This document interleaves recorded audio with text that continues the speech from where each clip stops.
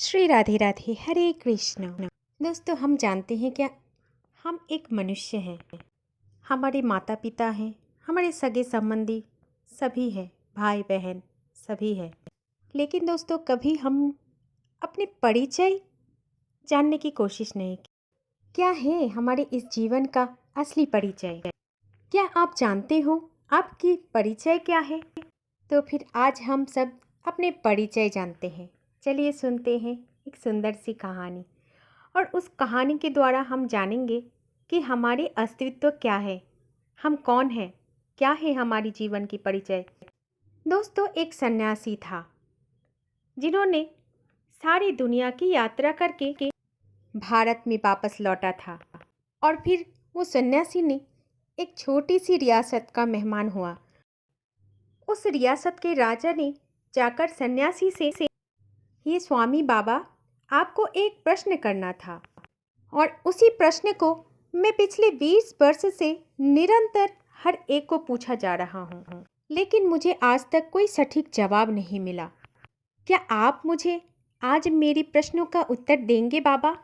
राजा की इस बात को सुनकर सन्यासी महाराज ने कहा, अवश्य दूंगा, निश्चित दूंगा।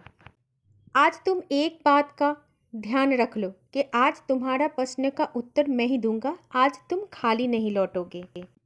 चलो पूछो, क्या पूछना है तुम्हें? तब राजा ने कहा, हे संत महाराज, मैं ईश्वर से मिलना चाहता हूँ। ईश्वर को समझाने की कोशिश मत करना, क्योंकि मुझे ईश्वर समझना नहीं है। मैं सीधा ईश्वर से मिलना ही चाहता हूँ। तब सन्यासी महाराज ने राजा की बातों को सुनकर कहा, क्या तुम अभी ईश्वर से मिलना चाहते हो या थोड़ी देर ठहर कर मिलना चाहते हो? क्षमा कीजिए सन्यासी बाबा, शायद आप समझे नहीं।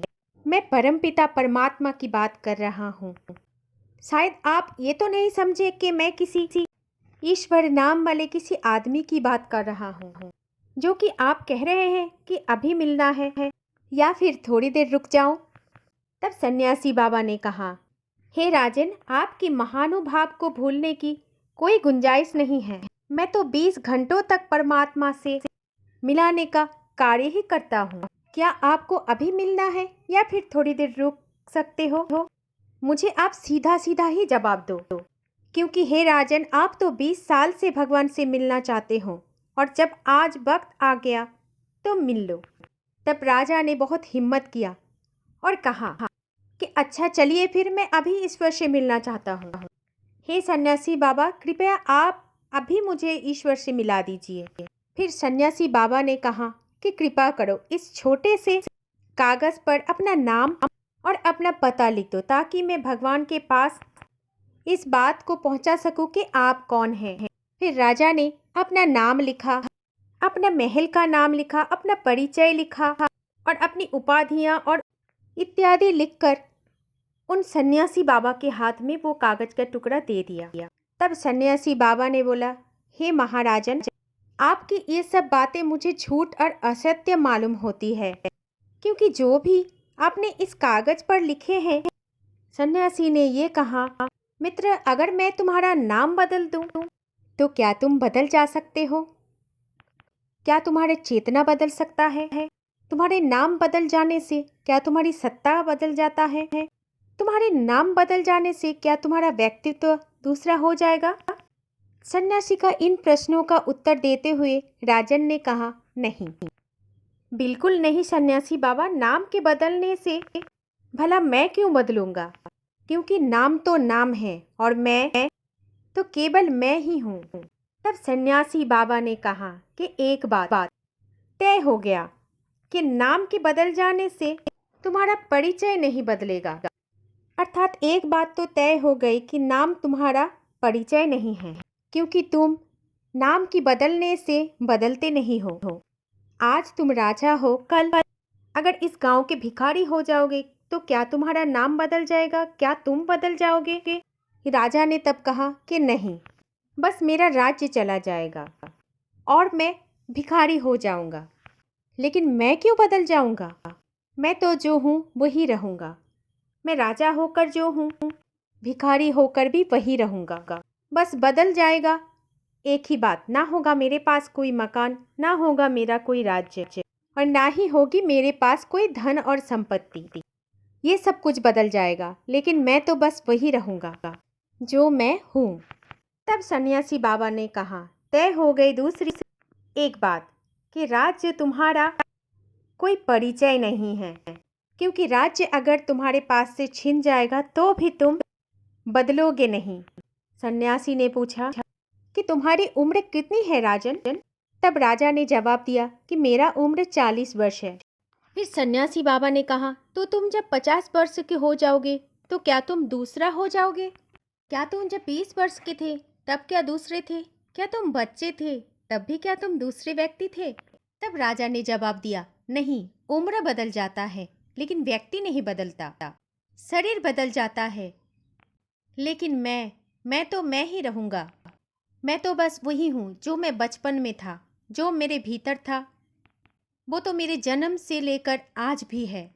तब सन्यासी बाबा ने कहा, फिर उम्र में भी तुम्हारा कोई परिचय ना रही, शरीर भी तुम्हारा कोई भी परिचय नहीं देता, तो फिर तुम हो कौन? उसे लिख दो तो मैं भगवान के पास इस बात को पहुंचा सकूं, नहीं तो मैं भी तुम्हारी तरह झूठा ही बन जाऊंगा। फिर राजा ने बोला, तब तो बड़ी कठिनाई हो गई। राजन ने बोला, ये तो बहुत बड़ी विडंबना है। जिसे मैं जानता हूँ वो मेरा परिचय नहीं है, और जिसे मैं जानता नहीं हूँ वही तो मैं हूँ।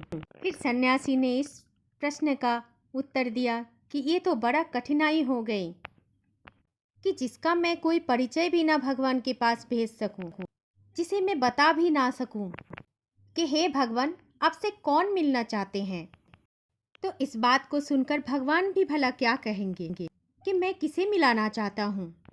तो हे राजन, पहले तुम खोज लो कि तुम कौन हो, और मैं तुमसे कहता हूँ कि जिस दिन तुम ये बात को जान लोगे कि तुम हो कौन, कौन हो तुम, उस दिन तुम भगवान को खोजने नहीं जाओगे, क्योंकि खुद को जानने में वही जान लिया जाता है जो परमात्मा है। इसीलिए दोस्तों, परमात्मा के खोजने से पहले हमें खुद को जानना चाहिए। क्या है हमारी परिचय, वो जानना चाहिए। हमारी परिचय ये है कि हम परमात्मा की विशेष रचना है।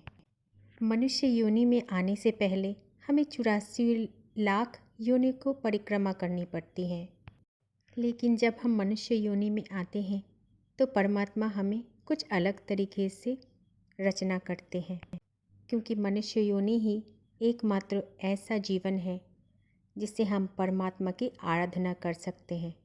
लेकिन मनुष्य इस पृथ्वी में आकर सबसे पहले भगवान को ही भूल जाते हैं, रचयिता को ही भूल जाते हैं, बस अपने परिचय बनाने में लग जाते हैं। पहले अपना नाम से परिचय लेता है, उसके बाद धीरे धीरे एक एक कर्म से एक एक परिचय का बढ़ावा देता है। लेकिन असल में हम मनुष्य हैं, यही है हमारी असली परिचय।